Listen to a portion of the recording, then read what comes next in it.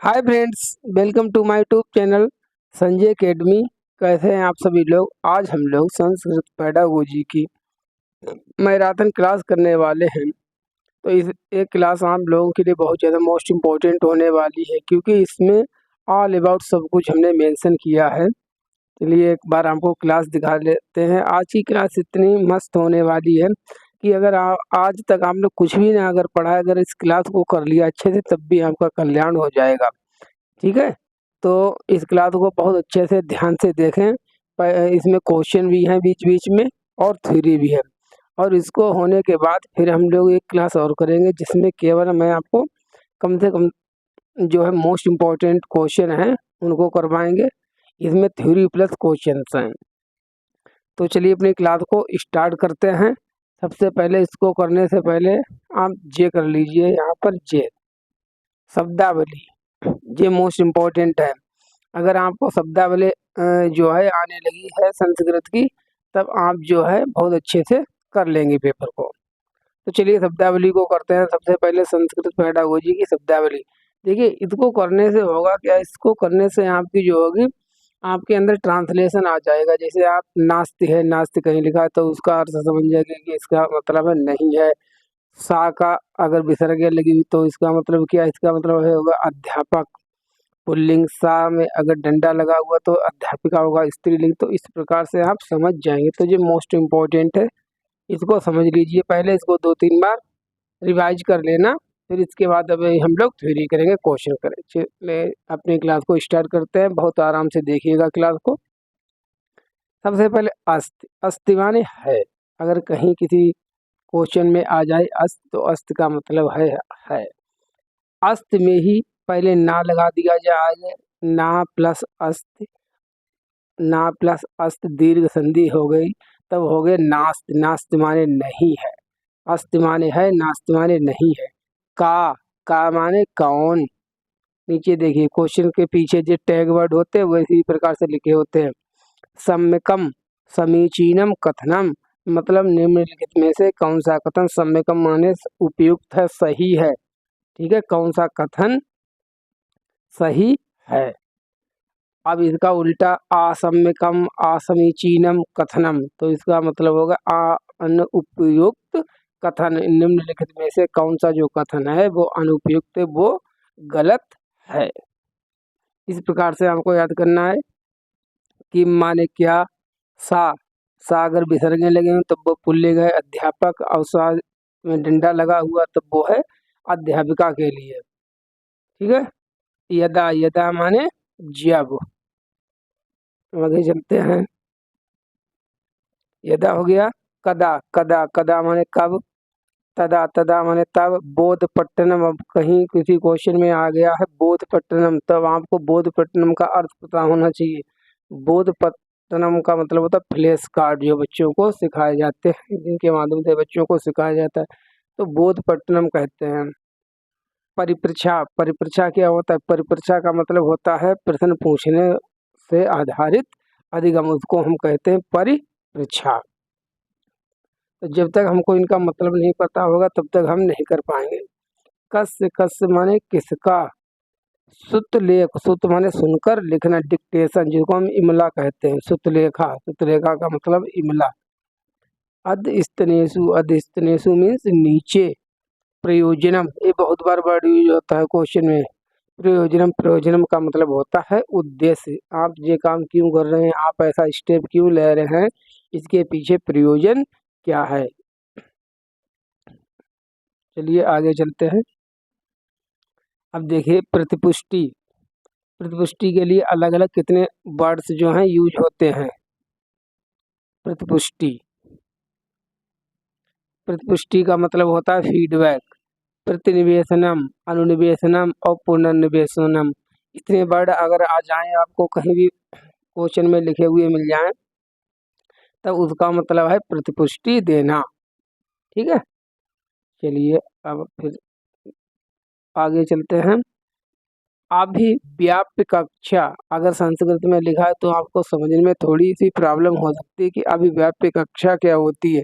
अभिव्याप्य कक्षा का मतलब होता है समावेशी कक्षा, या इसको सम समाविष्ट कक्षा भी लिखा जाता है। आगमन, आगमन का मतलब क्या होता है संस्कृत में? आगमन का मतलब होता है आरोहणात्मक और निगमन का मतलब होता है अवरोहणात्मक। अगर कहीं पर आरोहणात्मक लिखा है तब उसका मतलब है आगमन, और अवरोहणात्मक लिखा है तब उसका मतलब है निगमन। तो ये याद कर लीजिएगा, तभी हमारे क्वेश्चन सही हो पाएंगे। अब नीचे हम देखते हैं, नीचे क्या है?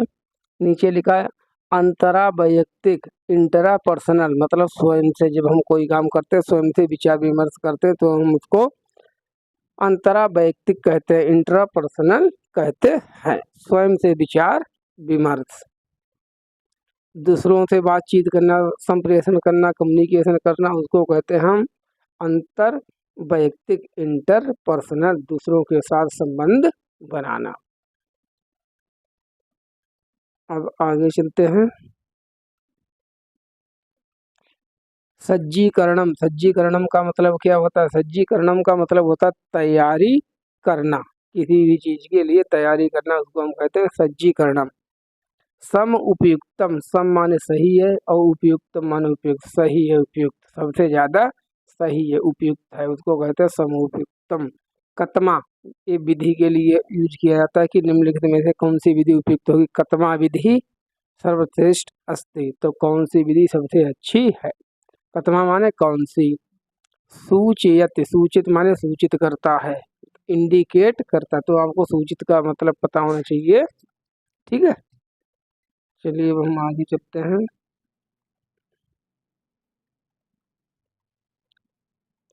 स्वकक्षायाम, स्वकक्षायाम का मतलब होता है अपनी कक्षा में। संप्रेषणात्मक, संप्रेषण का मतलब होता है कम्युनिकेशन करना, संचार करना। बा, बा माने अथवा।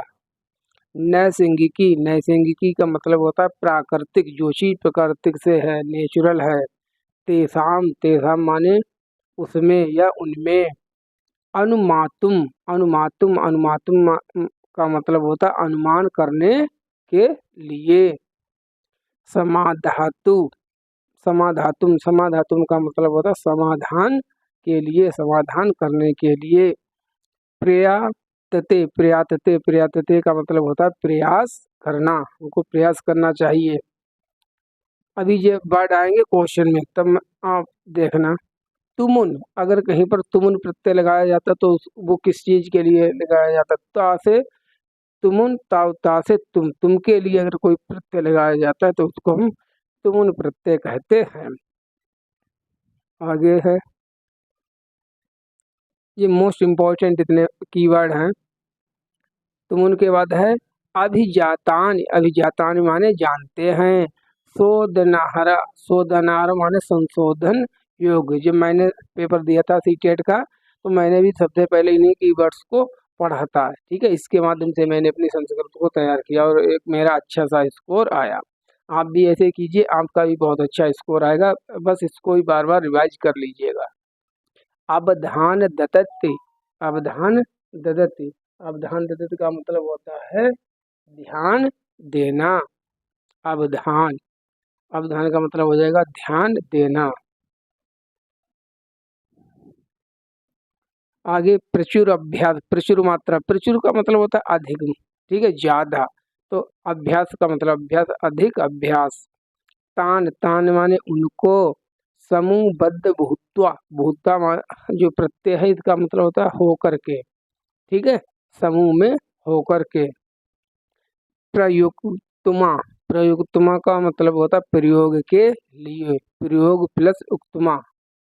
समा अनुदेशम कार्यम, समानुदेशम कार्यम का मतलब असाइनमेंट। अगर इनके हमको अर्थ पता चल जाए तब तो बहुत ईजी हो जाता है। अनुश्रुत्य, अनुश्रुत्य, अनुश्रुत का मतलब होता है सुनकर के, अनुश्रुत्य सुनकर के। आगे देखते हैं। कांचित, कांचित माने कुछ। विषय वस्तु माने कंटेंट। ये सभी जो कीवर्ड हैं, जो ये वर्ड हैं, ये सभी प्रीवियस ईयर के क्वेश्चन पेपर को मैंने एनालिसिस किया, उसमें से जो बार बार रिपीट हो रहे हैं वर्ड, वो वर्ड हैं ये। तुलनया, तुलनया माने तुलना के साथ।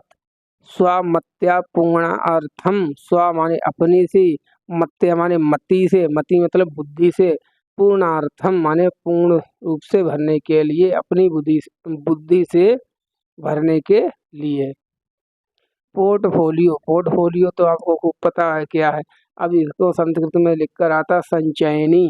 संचयनी क्या है बताइए संचयनी। नेक्स्ट, विभाज्य, विभाज्य मतलब बांटकर, विभाज्य का अर्थ होता है बांटकर। अब बोधम, अवबोधम, अवबोधम का अर्थ आप समझ गए होंगे, ज्ञान की समझ, किसी चीज की समझ। प्रयुज्यन्ते, प्रयुज्यन्ते का मतलब होता है प्रयोग करते हैं। केन नमना ज्ञायन्ते, किस नाम से जानते। अगर किसी क्वेश्चन में संस्कृत में लिखा है केन नमना ज्ञायन्ते, इसका मतलब है किस नाम से जानते हैं। सहायताम करोत, सहायताम करोत, करोत माने करता, सहायता करता है, सहायता, सहायता माने सहायता, करोत माने करता है। अब देखो यति अगर लगा है पीछे, तब इसका मतलब कराता है। कौन कराएगा काम को, अध्यापक कराएगा। कार्यते, जो अध्यापक है वो बालकों से काम कराता है, कराते। अब एक होता है करोत, ये लिखा है करोत, ये जो लिखा है करोत, अगर पीछे कैसी भी वर्ण ती लग जाए तब है करता है, करने वाला। करने वाला कौन होगा, बालक। देखिए नीचे अंतर, पाठ यत, यत माने पढ़ाता है। कौन पढ़ाता है, अध्यापक पढ़ाता है। पठयति, पठयति कौन पठ करता है, बालक पढ़ता है। नेक्स्ट है हमारा प्रोत्साहितव्य, प्रोत्साहितव्य, इसमें तब्यत प्रत्यय लगा हुआ है, ठीक है। पीछे से पूंछ पकड़ कर देख ली, तब्या, तब्या का मतलब तब्यत प्रत्यय लगा हुआ है। प्रोत्साहित्य का मतलब होता है इनकरेज करना, प्रोत्साहित करना चाहिए, हमें बच्चे को प्रोत्साहित करना चाहिए पढ़ने के लिए। ये जी मैंने ब्रैकेट में लिख दिया कि इसमें तब्यत प्रत्यय लगा हुआ है। अगर तब्यत प्रत्यय जो है वो चाहिए अर्थ के लिए लगता है, जैसे तुमन प्रत्यय तुम के लिए लगता है, उसी प्रकार से तब्यत प्रत्यय चाहिए के लिए लगता है। स्मर्तव्य, स्मर्तव्य का मतलब होता है स्मरण करना चाहिए, हमको स्मरण करना चाहिए, याद करना चाहिए। अब ये तो हमारे क्या हो गए, शब्दार्थ हो गए, इतने तो आपको तैयार करने हैं, बस इतने ही है। अगर आपने इतने तैयार कर लिए तो आपके लिए मोर देन सफिशिएंट है, ठीक है। अब हम अपनी थ्योरी स्टार्ट करते हैं क्वेश्चन वाइज।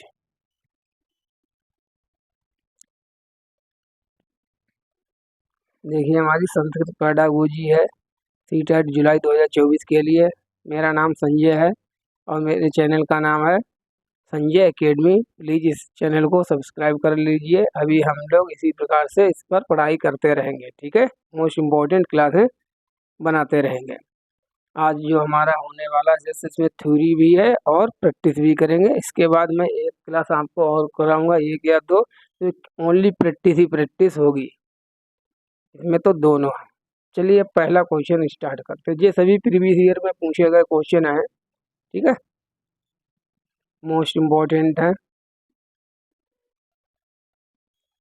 जैसे क्वेश्चन आया हुआ है, बाला भाष्य अध्ययनम अपेक्षित क्षमता पुरुषकृत्या उत्पन्ना भवन्ति का अवधता, मतलब बालक जो होते भाषा अध्ययन अर्थम अपेक्षित, बच्चे जो होते भाषा को सीखने की क्षमता के साथ पैदा होते हैं, उत्पन्न होते हैं, पैदा होते हैं। ये बात किसने कही है, का अवदत किसने कही है, नोम चोम्स्की अवदत, नोम चोम्स्की जी ने ये बात कही है। इंग्लिश में इसको कहते हैं LAD, लैंग्वेज एक्विजिशन डिवाइस। अब ध्यान रखना, अगर कहीं पर भाषा अधिग्रहण यंत्र आ जाए संस्कृत में, भाषा युक्ति पूछा जाए, तो इन सभी का अर्थ है, मतलब ये LAD के बारे में पूछ रहा है, ठीक है। लैंग्वेज एक्विजिशन डिवाइस के बारे में बात कर रहा है। इसके बारे में बात किसने की है, नोम चोम्स्की जी ने की है। सेकेंड क्वेश्चन है हमारा, भाषायाम प्राथमिक रूपम अस्ति, भाषा का जो है प्राथमिक रूप कौन सा होता है, सबसे पहला रूप कौन सा होता है, संकेत भाषा, साइन लैंग्वेज जो होती है वो प्राथमिक रूप है भाषा का।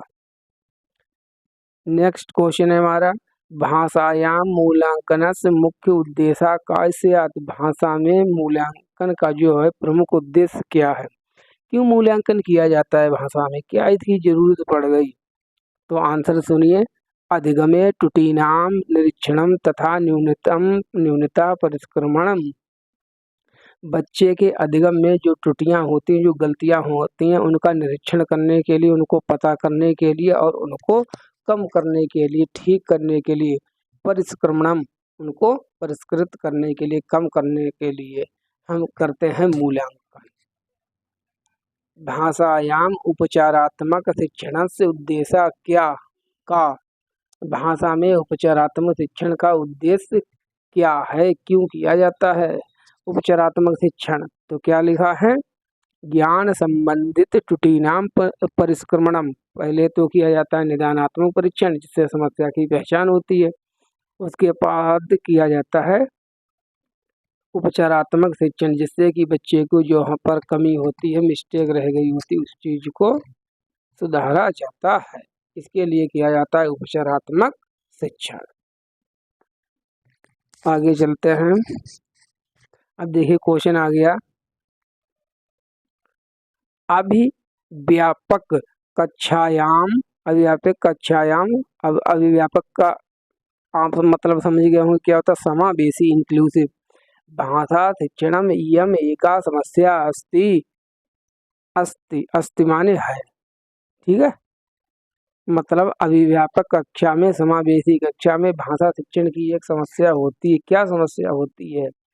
विद्यार्थिनाम परस्पर रुचि भेदा। जो विद्यार्थी होते हैं, जो स्टूडेंट होते हैं, उनकी सभी की अलग अलग रुचि होती है। इस चीज को, यही चीज हमारे लिए क्या होती है, एक बहुत चैलेंज होती है, एक समस्या होती है इंक्लूसिव क्लासरूम में। नेक्स्ट है हमारा, भाषा शिक्षणे दृश्य श्रव्य सामग्री ऑडियो विजुअल उपयुक्ता भवति। क्या इसका प्रयोजन है, क्या इसका अर्थ है? जो ऑडियो विजुअल हमारे लिए टीएलएम होता है, इसका क्या अर्थ है संस्कृत भाषा में बताइए आप। शुद्ध उच्चारणार्थम, शुद्ध लेखनार्थम, शुद्ध पठनार्थम। इससे जो है हमें किसी चीज का प्रोनाउंसिएशन सही करने में मदद मिलती है, लिखने में हमारी मदद सही होती है और हमें पढ़ने में मदद मिलती है। जैसे अगर कोई वर्ड है जिसकी को प्रोनाउंसिएशन नहीं आता, तो अगर मैंने उसको सामग्री से सुन लिया, ऑडियो विजुअल सामग्री से किसी वीडियो में सुन लिया, तब वो हमारा प्रोनाउंसिएशन सही हो जाएगा। जैसे मैं आपको एक जानकारी के लिए वर्ड बता दूं, ये वर्ड है TOMB। आप सभी लोग, आई होप मैं भी इसको टोम्ब पढ़ता हूँ, ठीक है।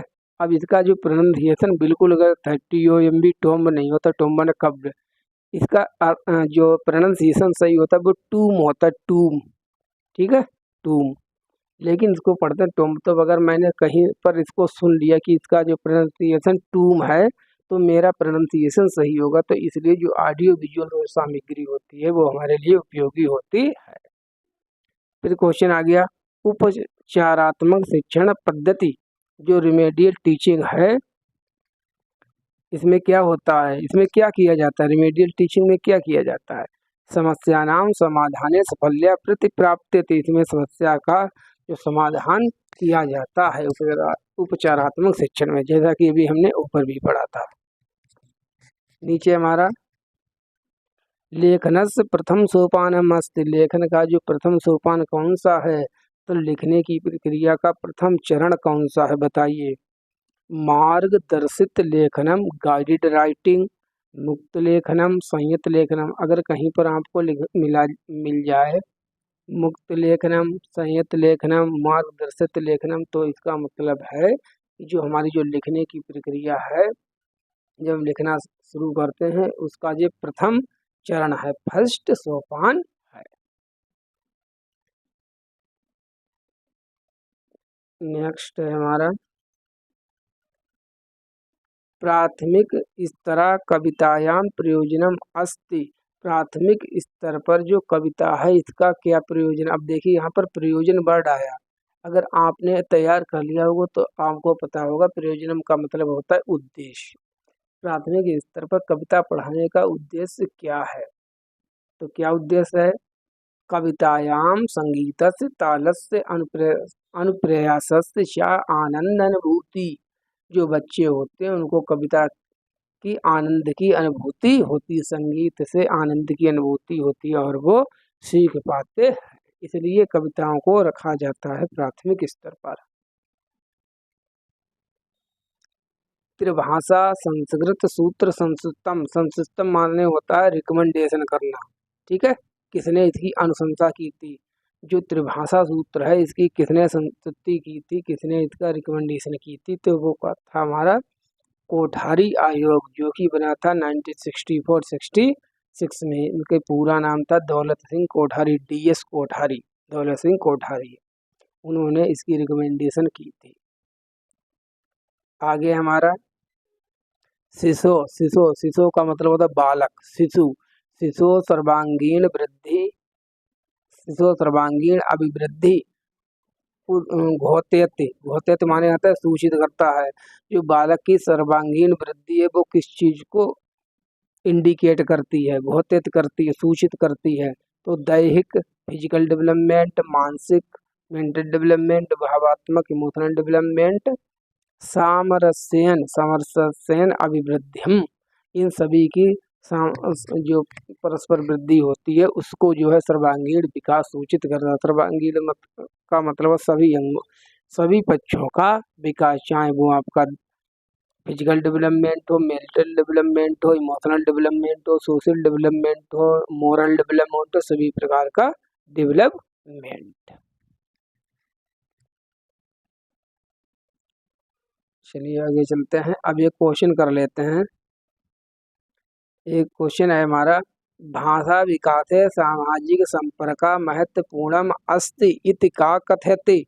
भाषा विकास में जो है सामाजिक संपर्क, सोशल इंटरेक्शन जो है, सामाजिक अंतःक्रिया महत्वपूर्ण है, ये बात किसने कही है? अस्ति माने है। अब बताइए, BF स्किनरा, L वाइगोट्स्की, जीन पियाजे, H गार्डनरा। तो किसने कहा है? जो सोशल इंटरेक्शन की बात किसने की है? सामाजिक अंतःक्रिया के द्वारा बालक सीखता है, ये बात की है इंटरेक्शन। ठीक है, सोशल इंटरेक्शन की बात की है लेव वाइगोट्स्की जी ने। ठीक है, तो इसका आंसर हमारा सीधे सीधे हो जाएगा लेव वाइगोट्स्की। अब सामाजिक संपर्क का कहीं मिल जाए तो समझ लेना सोशल इंटरेक्शन की बात हो रही है। नेक्स्ट क्वेश्चन है हमारा, शिक्षिका छात्राणाम शारीरिक दंडनम ना कुरुयता। जो शिक्षिका है, जो शिक्षक है, उसको बच्चों को शारीरिक दंड नहीं देना चाहिए, फिजिकल पनिशमेंट नहीं देना चाहिए।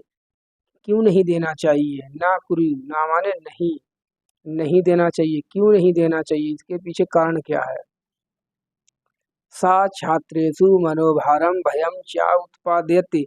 जो फिजिकल डेवलपमेंट होता है वो बच्चों के मनोभार मतलब कि जो है उनके मेंटली रूप से उनको भय में डाल देती है। बच्चे अर्थात भयभीत हो जाते हैं। हमको बच्चों को भयभीत नहीं करना है। ठीक है, इसलिए हमको बच्चों को फिजिकल डेवलपमेंट बिल्कुल भी नहीं देना। ये लिखा देखिए, दंड छात्रों के मन में भय उत्पन्न करेगा जिससे बच्चों की शिक्षा के ऊपर नकारात्मक प्रभाव पड़ेगा, इसलिए मना किया जाता है फिजिकल पनिशमेंट देने को। आगे हमारा, संस्कृत पाठ्यक्रम में संवाद लेखन से मूलो उद्देश्य। ये दो शब्दों से मिलकर बना है, मूल प्लस उद्देश्य। गुण संधि हुई है इसमें, मूलो उद्देश्य में गुण संधि है, मूल प्लस उद्देश्य। अब संस्कृत के पाठ्यक्रम में जो आपके जो ये व्याकरण पढ़ाई जाती है, इसका मूल उद्देश्य क्या है? क्यों संस्कृत व्याकरण पढ़ाई जाती है? सीधी बात है, अगर मुझे संस्कृत व्याकरण का ज्ञान था तभी तो मैंने देखते खन इसमें कह दिया कि इसमें गुण संधि है, दो शब्दों से मिलकर बना हुआ है, मूल प्लस उद्देश्य बराबर मूल उद्देश्य। तो किसी भी भाषा के ज्ञान को परिमार्जित शुद्ध सही सीखने के लिए हमको व्याकरण की आवश्यकता होती है। व्याकरण परिशुद्धता, व्याकरण की परिशुद्धता के लिए। ठीक है, तो मतलब व्याकरण से जो हम सीखते हैं वो हमारा सीखना जो होता है सही होता है संवाद लेखक से। आगे हमारा है रचनात्मक शिक्षण अभिप्राय अस्ति। अब बताइए रचनात्मक शिक्षण, रचनात्मक शिक्षण जो होता है इससे आपका क्या अभिप्राय है, क्या अभिप्राय है आपका?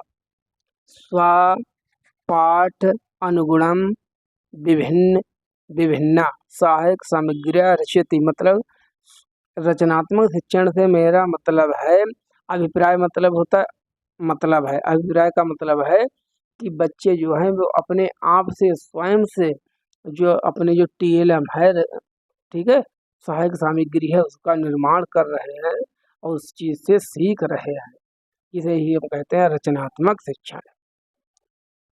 आगे क्वेश्चन, रटना अभ्यास कारणेन रोट लर्निंग विद्यार्थिनां विकासे कीदृशा क्षयति भवति।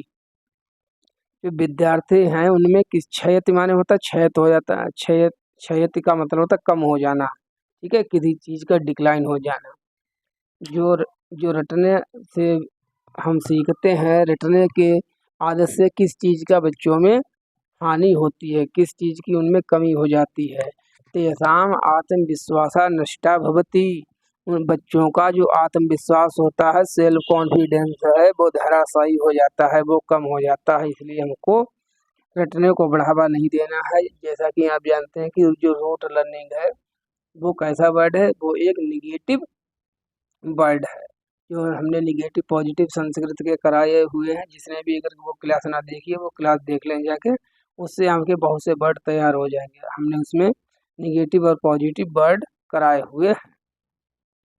नेक्स्ट क्वेश्चन है हमारा, भाषा शिक्षण संदर्भे आगमनात्मक पद्धति ऐसा लाभा अस्ति। भाषा के शिक्षण के संदर्भ में आगमनात्मक मतलब इंडक्टिव आगमन विधि से सीखने से क्या लाभ है? विद्यार्थिना रटना अभ्यास ना कुर्वन्ति, इस विधि से सीखने से बच्चे जो होते हैं वो रटने का अभ्यास नहीं करते, अर्थात उनमें रटने की क्षमता जो होती है वो कम होती है और वो सीखने पर ज़्यादा ध्यान देते हैं, ना कि रटने पर। भाषायां व्याकरण शिक्षणस्य कस्य समीकरणाय सहायक भवति। भाषा में जो व्याकरण का शिक्षण है वो किस चीज में सहायता करता है? व्याकरण की सहायता से हम जो सीखते हैं वो हमारा शुद्ध होता है। किसी भी भाषा को शुद्ध रूप में सीखने के लिए ही हमको व्याकरण की आवश्यकता होती है। ठीक है, बोलना तो आपको ऐसे भी आ जाएगा, क्या वो लोग बोल नहीं पाते हैं हिंदी, जिनको हिंदी की व्याकरण नहीं आती वो भी हिंदी बोलते हैं, मैं भी हिंदी बोलता हूँ। अंतर ये है हम थोड़ी शुद्ध बोलते हैं, हम वर्ड को जानते हैं कि कौन सा वर्ड किस प्रकार से बना है, इसमें क्या संधि है, क्या समास है, इसको नहीं आता है, वो भी जानते हैं। ये है, चलिए आगे चलते हैं। पठन पूर्व कार्योस्य उद्देश्य, पढ़ने के पूर्व किसी भी कार्य से हमारा क्या उद्देश्य होना चाहिए? मतलब इसका ये पठन पूर्व कार्य से उद्देश्य, बच्चों को पढ़ाने से पहले हमारा क्या उद्देश्य होना चाहिए, हमको क्या किस चीज़ को डिसाइड करना चाहिए? तो सबसे पहले हमको क्या करना चाहिए? पढ़ाने से पहले बच्चों को मुख्य विषय प्रस्तुत छात्राणाम प्रेरणम, जो चीज़ हम बच्चों को पढ़ाने जा रहे हैं उस चीज़ को पढ़ाने के लिए पहले हम बच्चों को मोटिवेट करने, प्रेरणम, प्रेरणम का मतलब होता है मोटिवेट करना, आप बच्चों को मोटिवेट कर लें। नेक्स्ट है हमारा चित्रय, चित्रय अवबोधनम। अब देखिए अवबोधनम का मतलब बार बार आ रहा है, अवबोधन का मतलब होता है समझना। चित्रय अवबोधनम परिणामकारी भवति, जो चित्र होते हैं उनको समझना किस चीज के लिए परिणामकारी होता है, अच्छा होता है। तो कला कौशल वर्धन, चित्र के द्वारा समझने के कौशल में वृद्धि होती है। मान लीजिए कोई चीज़ आपको समझ में नहीं आ रही, अगर मैंने आपको उसका चित्र दिखा दिया, वो चीज़ आपके समझ में आ गई, तो इससे क्या है, समझने की जो हमारी क्षमता है वो बढ़ जाती है। नेक्स्ट है हमारा व्यापक मूल्यांकनम नाम। व्यापक मूल्यांकन किस चीज का नाम है, किसको कहते हैं व्यापक मूल्यांकन? इसको CCE भी कहते हैं, ठीक है। सतत एवं व्यापक मूल्यांकन शैक्षणिक कक्षेत्रेषु आकलनम, वह आकलन जिसमें एजुकेशनल को एजुकेशनल दोनों का आकलन किया जाता है उसको हम व्यापक मूल्यांकन कहते हैं। शैक्षणिक व शैक्षणिक क्षेत्रों के मूल्यांकन को व्यापक मूल्यांकन कहते हैं, कॉम्प्रिहेंसिव इवैल्यूएशन कहते हैं। अभी तो हम लोग इससे रिलेटेड क्वेश्चन भी करेंगे बहुत सारे, आज तो केवल थ्योरी कर रहे हैं। अभी इसमें भी क्वेश्चन है भाषा अधिगमने। अब संस्कृत में पता है एक चीज क्या, संस्कृत को पढ़ने के लिए आपकी संधि बहुत स्ट्रांग होनी चाहिए। इसमें जो वर्ड है संधि और समास, संधि युक्त वर्ड बहुत लिखे जाते हैं। अब जैसे जे वर्ड लिखा है, देखिए जे वर्ड है इसमें संधि है, दो वर्डों को बीच में लिखा संधि करके लिखा है भाषा अधिगमने। इसका मतलब भाषा प्लस अधिगम भाषा अधिगमने बहुभाषिकत्व भवति। भाषा के सीखने में, भाषा के अधिगम में जो बहुभाषिक तो है, मल्टीलैंग्वेजिज्म है, ये क्या होता है, इसको हमको कैसे लेना चाहिए? तो इसको संसाधनम, हमको इसको रिसोर्स के रूप में लेना चाहिए, संसाधन के रूप में लेना चाहिए। शीर्षकस्य मुख्य संबंधा भवति। शीर्षकस्य जो शीर्षक होता है किसी भी चैप्टर का, किसी भी पैरा का, उसका मुख्य संबंध किस चीज से होता है? उसका संबंध होता है पाठक से मुख्य अंशेन। अब देखो यहाँ पर संधि करके लिखा गया मुख्य प्लस अंशेन है, तो संधि आपकी बहुत अच्छी होनी चाहिए। जिससे तो सबसे पहले तो आपको संधि करनी चाहिए हमारे हिसाब से। मुख्य अंशेन, मुख्य प्लस अंश, जो शीर्षक होता है हमारा, टाइटल होता है, उसमें जो मुख्य चीज होती है उसके बारे में लिखा गया होता है।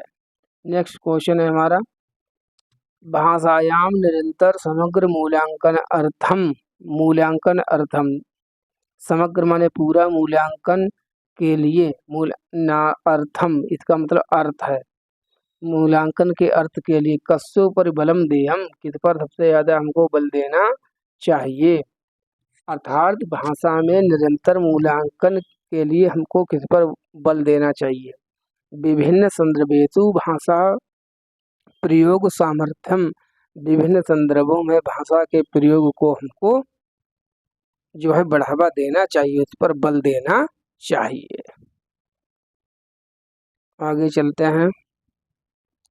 अब विवरणिका, अगर विवरणिका संस्कृत में लिख के आ जाए तो आप कंफ्यूज हो जाएंगे क्या वर्ड आ गया। अगर स्कीमा लिख दिया जाए तब आप आराम से समझ लेंगे। तब आपको दोनों वर्ड तैयार करने हैं, स्कीमा भी और विवरणिका में। जो स्कीमा है इसको हम विवरणिका भी संस्कृत में कहते हैं। तो स्कीमा क्या होता है आप जानते हैं, एग्जिस्टिंग नॉलेज हमारी पूर्व अर्जित ज्ञानेन पाठ स्थित सूचनाम संयोजनम, जो हमने आज तक पढ़ा है, ठीक है, जो भी हमारे माइंड में भरा पड़ा है उस सभी को हम स्कीमा कहते हैं। जो भी चीज हमारे माइंड में है, ठीक लिखा है स्कीमा वातावरण द्वारा अर्जित संपूर्ण ज्ञान का संगठन ही स्कीमा कहलाता है। ये स्कीमा वर्ड को किसने दिया था? जीन पियाजे ने दिया था। अनुतानम, अनुतानम कहीं मिल जाए तो अनुतानम का मतलब क्या है? अनुतानम का मतलब होता है स्वर आघातस्य आरोहणम अवरोहणम, स्वर का उतार चढ़ाव। जो हम बोलते हैं, पढ़ते हैं, तो हमारे स्वर का कभी मंद हो जाता है, कभी तेज हो जाता है, तो स्वर के उतार चढ़ाव को ही हम अनुतानम कहते हैं। आगे हमारा देखिए, सभी आई होप जानते ही हैं कि जोन ऑफ प्रॉक्सिमल डेवलपमेंट क्या होता है, लेकिन इन्होंने संस्कृत में क्या लिखा है? असन्नवर्ती विकासा परिक्षेत्रम बाइगोट्स की। असन्नवर्ती विकास जो परिक्षेत्र है वो क्या है, किसने दिया है? तो असन्नवर्ती विकास का मतलब होता है zone of proximal development, ZPD। अब ZPD किसने दिया है? बाइगोट्स की जी ने दिया है। समीपस्थ या निकटस्थ विकास का क्षेत्र। क्या होता है ये? वास्तविक विकास क्षेत्र व संभावित विकास क्षेत्र के बीच के अंतर को हम समीपस्थ विकास का क्षेत्र कहते हैं। जैसे ये है, सर्किल के माध्यम से समझते हैं, और ये है वास्तविक विकास क्षेत्र और ये है संभावित विकास क्षेत्र। तो इसके बीच का जो ये अंतर है, जो ये अंतर है, इसको ही हम कहते हैं ZPD, zone of proximal development. ये है वास्तविक विकास स्तर, ये संभावित विकास स्तर। तो इन दोनों के बीच के अंतर को ही हम ZPD कहते हैं। CDP में हम लोगों ने बहुत अच्छे से इसको पढ़ा है। अब आ जाइए इस पर, देखिए क्वेश्चन कैसे पूछा गया। देखिए, आसन्नवर्ती विकासा परिक्षेत्रे इति सिद्धांतान केन संबंधा अस्ति? अस्ति माने है।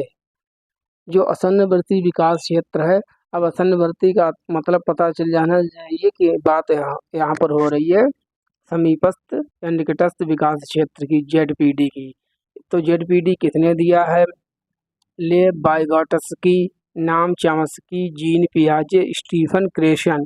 तो ZPD किसने दिया है? जोन ऑफ प्रॉक्सिमल डेवलपमेंट, ये लेव वाइगॉट्स्की जी ने दिया है, ZPD। तो हमारा आंसर हो जाएगा लेव वाइगॉट्स्की।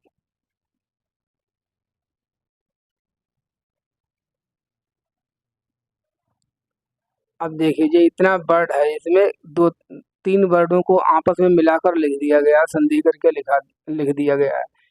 भाषा अधिगम अधिग्रहणों, भाषा अधिगम अधिग्रहणों, लैंग्वेज लर्निंग एंड एक्विजिशन मध्य का भेदा। जो भाषा का अधिगम होता है, जो अधिग्रहण होता है, इन दोनों के बीच में किस चीज का अंतर है?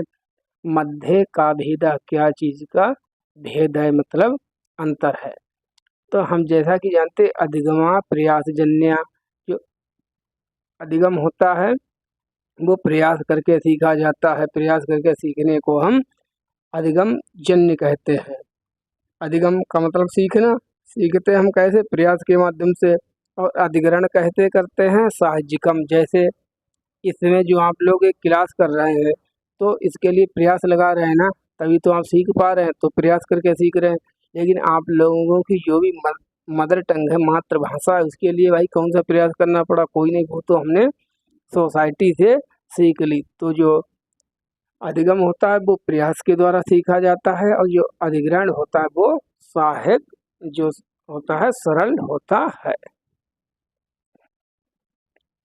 नेक्स्ट है पठन समय अध्यनिस्तनेषु। अभी मैंने आपको पढ़ाया था अध्यनिस्तनेषु का मतलब क्या होता है। अध्यनिस्तनेषु का मतलब होता है नीचे लिखे गए।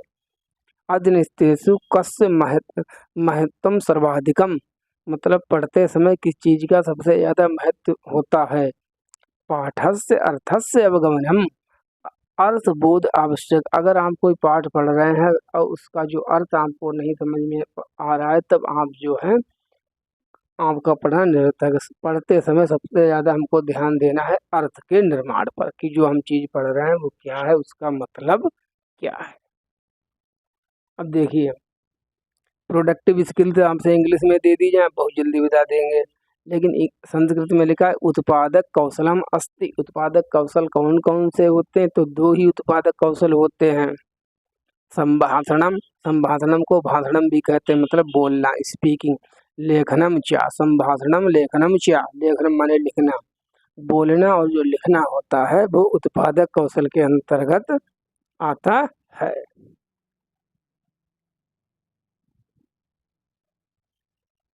आगे हमारा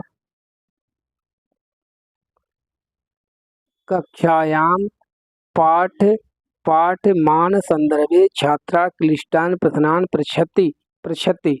अभी हमने पृच्छति पूछा पढ़ा था, पृच्छति तदान की कृमते। तब तुम क्या करोगे? आप एक पाठ पढ़ा रहे थे, एक बच्चे ने एक क्लिष्टान माने होता कठिन, एक कठिन प्रश्न आपसे पूछ लिया, तो आपको क्या करना चाहिए? आप क्या करेंगे? तो देखिए उत्तर, तत् तत्क्षणमेव गत्वा, तत्क्षणमेव गत्वा सज्जतां कृत्वा शंका समाधानं क्रियते। उसी समय बच्चे की शंका का समाधान कर देना चाहिए। जो भी क्वेश्चन ने पूछा है बच्चे ने, उसका रिप्लाई दे देना चाहिए, ठीक है। उसी क्षण, तत्क्षण में, उसी क्षण। अगर बच्चा कठिन प्रश्न पूछ लेता है या सरल प्रश्न हो, कोई से अभी प्रश्न हो, तो हमके बच्चे की शंका का समाधान तुरंत करना चाहिए। आगे हमारा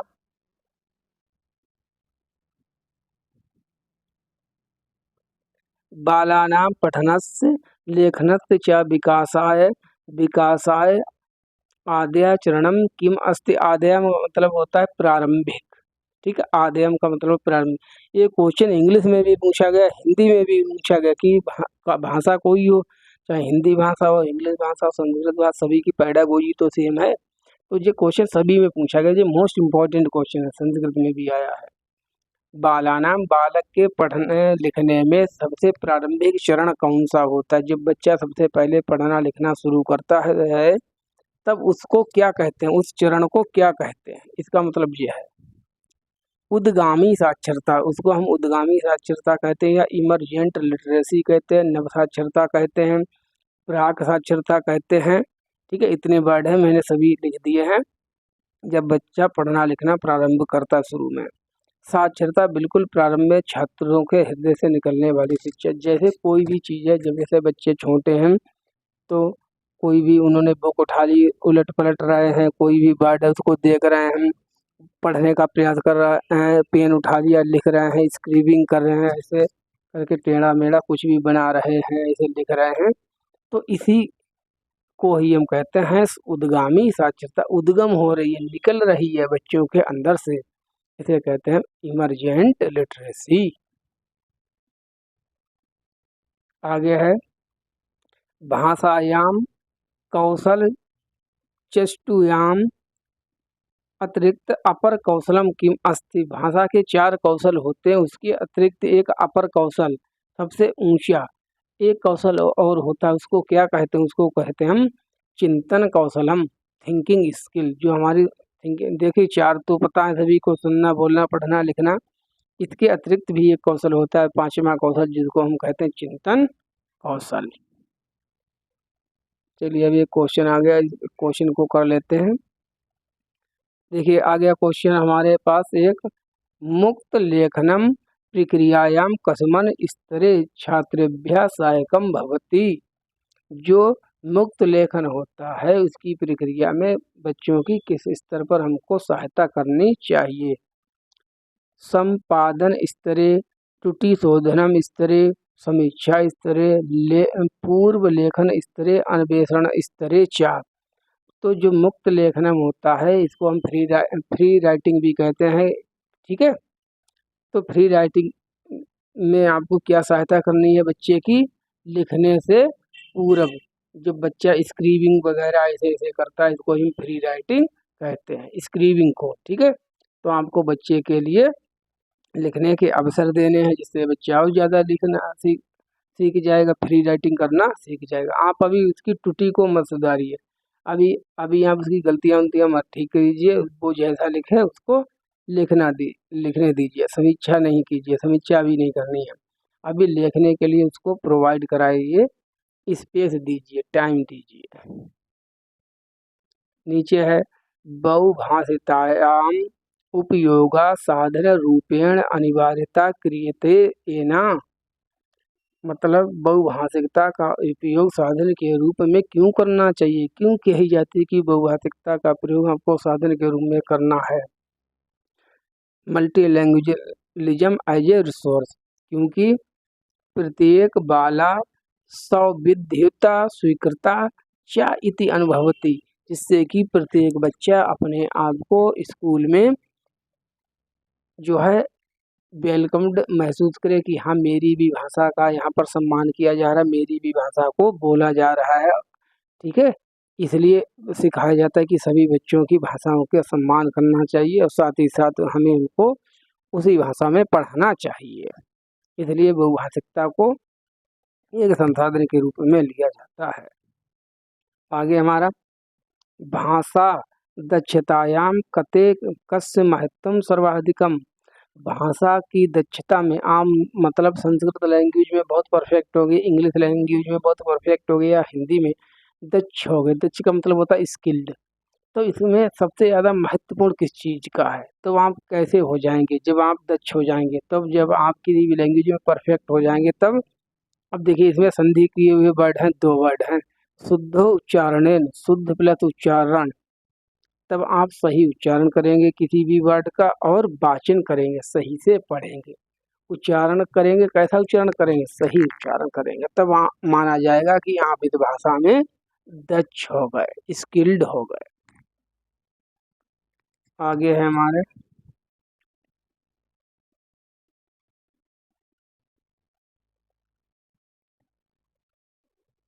भाषा विज्ञान तंत्रे अस्माकं मानसिक शब्दकोशा कथ्यते।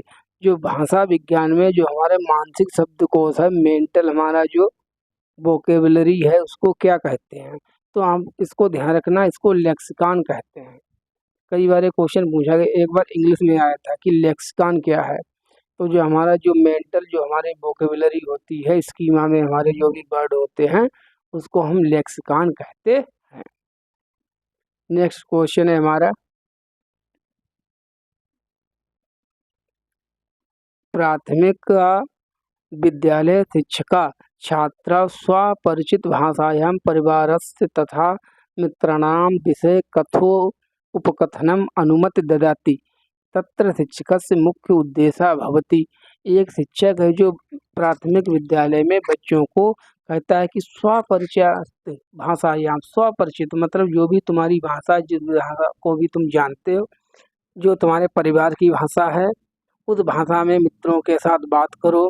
ठीक है, वो इस चीज़ को अलाउ कर देता है, मतलब कि जो हमारी होम लैंग्वेज है उसको क्लास में अलाउ कर देता है शिक्षक। तो इसका क्यों वो कर रहा है, इसके पीछे उसका उद्देश्य क्या है, क्यों वह बच्चों की जो है मातृभाषा जो घर की लैंग्वेज है उसको जो है अलाउ करता है?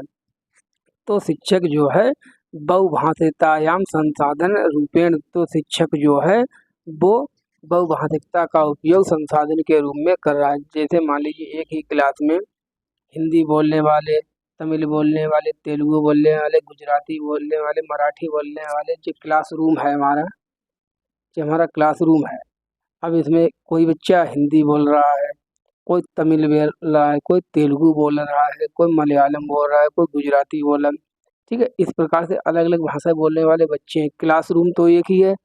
तो टीचर क्या कर रहा है कि जो भी भाषा तुमको आती है उस भाषा में बोलो, बात करो। ठीक है, घर की लैंग्वेज में बात करो। तो ऐसा टीचर क्यों कर रहा है कि जो टीचर है वो बहुभाषिकता को संसाधन के रूप में ले रहा है।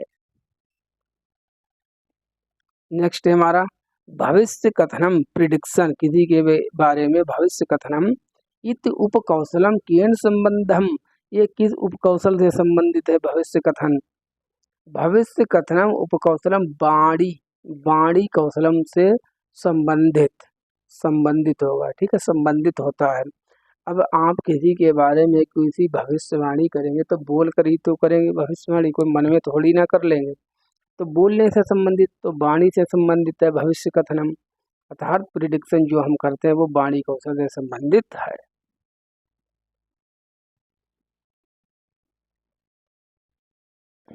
आगे हमारी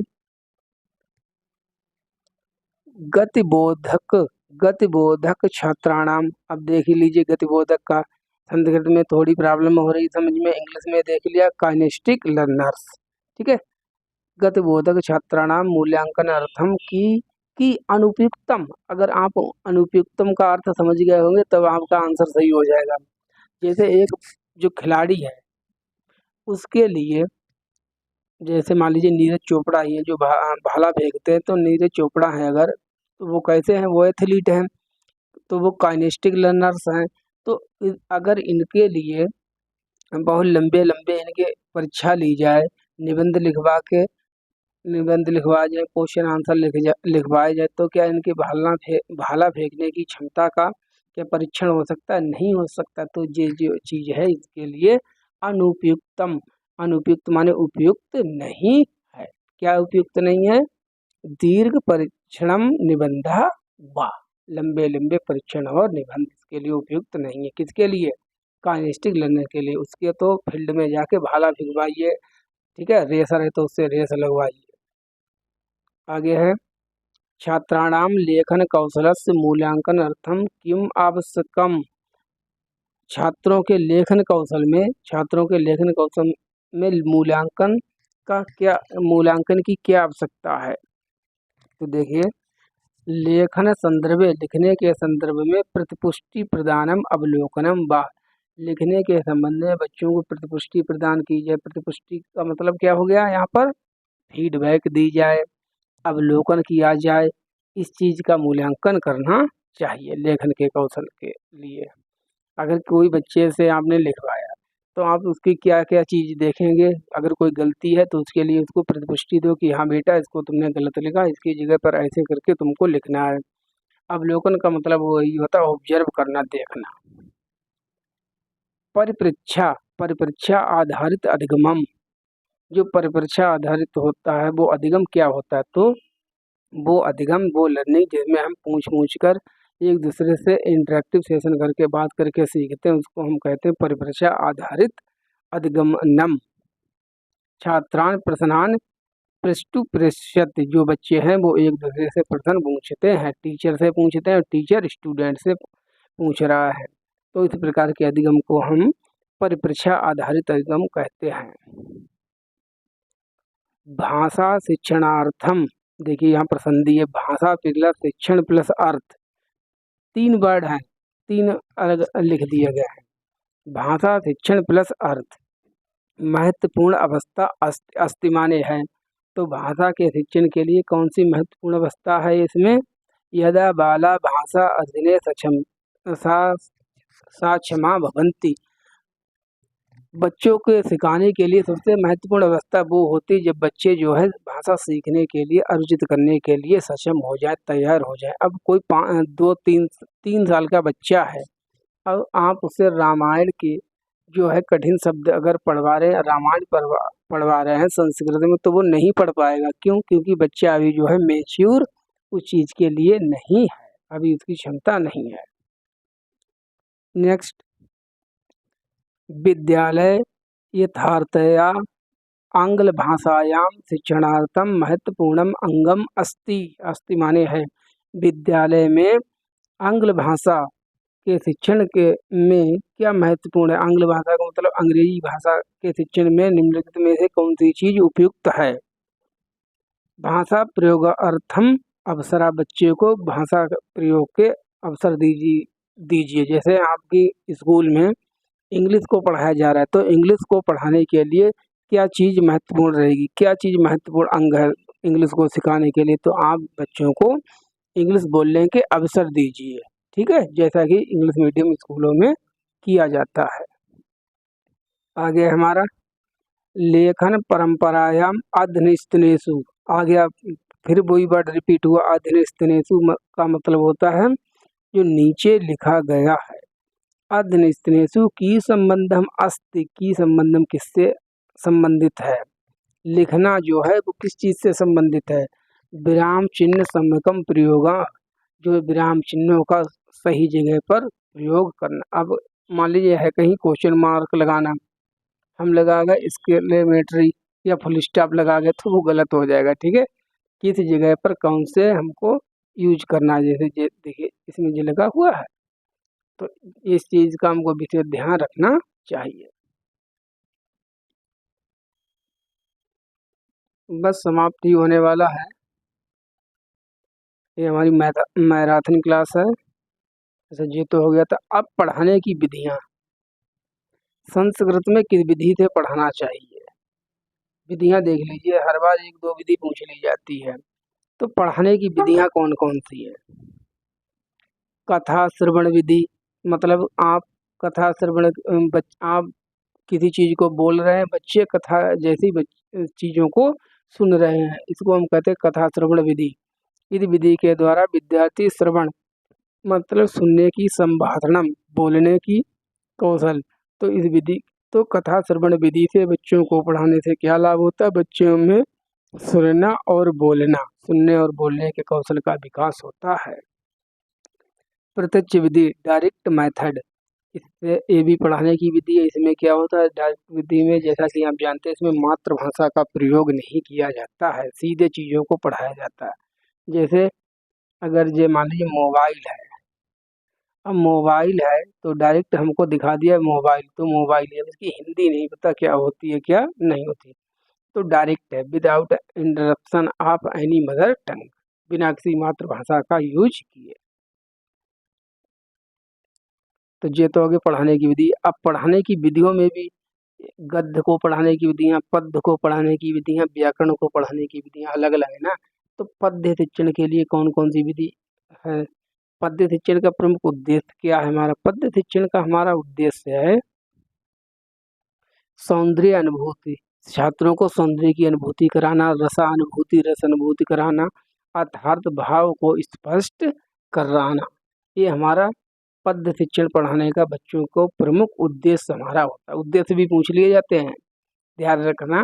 सौंदर्य अनुभूति। अब प्रमुख सोपान आप पढ़ाएंगे कैसे पद्य शिक्षण को? ये गद्य होता है, पद्य होता है, तो प्रोज पोट्री, तो हम पोट्री को कैसे पढ़ाएंगे? पद्य को कैसे पढ़ाएंगे?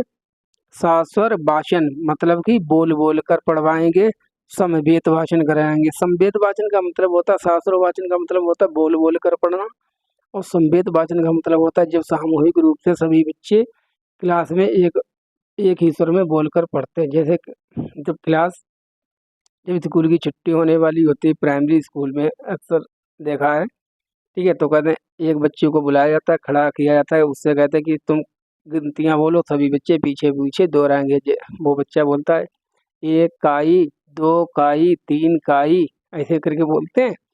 तो जो बच्चे बोलते हैं सामूहिक रूप से उसको कहते हैं समवेत वाचन। अब पद्य को पढ़ाने की प्रमुख विधियां देख लीजिए। पद्य को पढ़ाने की प्रमुख विधि कौन कौन सी है? खंडा अन्वयन विधि मतलब प्रश्नोत्तर विधि एक तो है। गीत नाट्य विधि, प्राथमिक स्तर पर गीत गाने के माध्यम से पढ़ाना चाहिए पद्य को। तीसरी हमारी है व्याख्या विधि, ठीक है, एक्सप्लेनेशन मेथड। तो ये 3 विधियां हैं किसको पढ़ाने की? पद्य को पढ़ाने की। अब व्याकरण शिक्षण की विधियां देख लीजिए। अब गद्य की तो पद्य की बात कर ली, अब व्याकरण शिक्षण की विधि देख लीजिए। व्याकरण शिक्षण का प्रमुख उद्देश्य क्या है? भाषा तत्वानाम ज्ञान प्रदानम, किसी भी भाषा के शुद्ध ज्ञान को प्राप्त करने के लिए, सीखने के लिए हमको व्याकरण पढ़ना बहुत जरूरी है। अगर हम किसी भी भाषा का व्याकरण नहीं जानते हैं तो हमको उस भाषा का आधा अधूरा ही अभी ज्ञान है। प्रमुख सोपान का क्या है, कैसे आप पढ़ाएंगे व्याकरण को?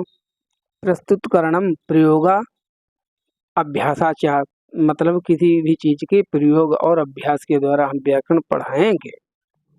श्रेष्ठ विधि कौन सी होती है? तो जैसा कि आप जानते हैं व्याकरण पढ़ाने की सबसे बेस्ट विधि होती है, बेस्ट मेथड होता है, वो होता है इंडक्टिव डिडक्टिव मेथड। आगमन और निगमन विधि जो है व्याकरण शिक्षण की, अब अगर संस्कृत की भाषा में कहेंगे तब हो जाएगा अवरोहात्मक आरोहात्मक मेथड, ठीक है, आगमन निगमन विधि या विश्लेषण संश्लेषण विधि। अब हम गद्य शिक्षण की बात करते हैं। गद्य शिक्षण की प्रमुख विधि कौन सी है? गद्य शिक्षण का प्रमुख उद्देश्य क्या है? क्यों हम गद्य शिक्षण पढ़ाते हैं? ग्रहणम अभिव्यक्तम च, बच्चों को ज्ञान उपलब्ध कराने के लिए, ठीक है, ग्रहण करने के लिए और बोलने के लिए, अभिव्यक्ति करने के लिए। प्रमुख सोपान किस प्रकार से आप पढ़ाएंगे? आदर्श वाचन के द्वारा। आदर्श वाचन किसके द्वारा किया जाता है? आदर्श वाचन शिक्षक के द्वारा क्लासरूम में किया जाता है। मतलब पहले टीचर बोल के दिखाता है, बाद में बच्चे बोलते हैं। अब गद्य शिक्षण की विधियां कौन कौन सी होती है? तो गद्य शिक्षण की सबसे अच्छी विधि है उद्बोधन विधि मतलब डायरेक्ट मेथड, और व्याख्या विधि। व्याख्या विधि के द्वारा पद्य भी पढ़ाया जाता है, व्याख्या विधि के द्वारा गद्य भी पढ़ाया जाता है। तो गद्य पद्य दोनों को पढ़ाने की जो विधि है वो है व्याख्या विधि, और उद्बोधन विधि जो किसकी है? नाट गद्य की विधि है। नोट लिखा है कुछ? गद्य जिसको हम कहते हैं गद्यांत गद्य, गद्य धातु से बना है जिसका अर्थ होता है स्पष्ट रूप से कहना, ठीक है। अब गद्य कवीनाम निष्काम वदंती, गद्य कवीनाम निष्कर्ष वदंती, जो गद्य को कवियों की कसौटी कहा जाता है। किसको कवियों की कसौटी कहा जाता है? गद्य को कवियों की कसौटी कहा जाता है। तो ये तो हमने गद्य शिक्षण, पद्य शिक्षण, व्याकरण शिक्षण की विधियां सीख ली। अब हम कुछ विधियां हैं इनको के बारे में पढ़ लेते हैं। इनसे क्वेश्चन आता है, पहले क्वेश्चन लिख देते हैं, फिर नीचे पूछते हैं कि इसमें किस विधि का प्रयोग किया गया है। कि प्रत्यक्ष विधि क्या है, इसके अन्य नाम बहुत इंपॉर्टेंट है। उद्बोधन विधि, मात्र विधि, सुगम विधि, निर्बाध विधि, नहीं है कोई बाधा, निर्बाध विधि। ये किसके नाम है? ये जो है हमारे डायरेक्ट मेथड के नाम है। तो इसमें मातृभाषा का प्रयोग नहीं होता है। हाँ, इसमें मातृभाषा का प्रयोग नहीं किया जाता है। प्राप्त ज्ञान स्थायी होता है क्योंकि हम डायरेक्ट सीखते हैं किसी भी चीज को। प्रत्यक्ष विधि में वस्तु को दिखाया जाता है, डायरेक्ट दिखा दिया जाता है, फिर उसका नाम बता दिया जाता है, तभी तो इसको कहते हैं प्रत्यक्ष, डायरेक्ट। दूसरी विधि हमारी पढ़ाने की प्रश्नोत्तर विधि, क्वेश्चन आंसर मेथड। इसको हम सुकराती विधि भी कहते हैं। क्यों? क्योंकि सुकरात जो थे उन्होंने इसको दिया था, इसलिए इसको हम सुकराती विधि कहते हैं।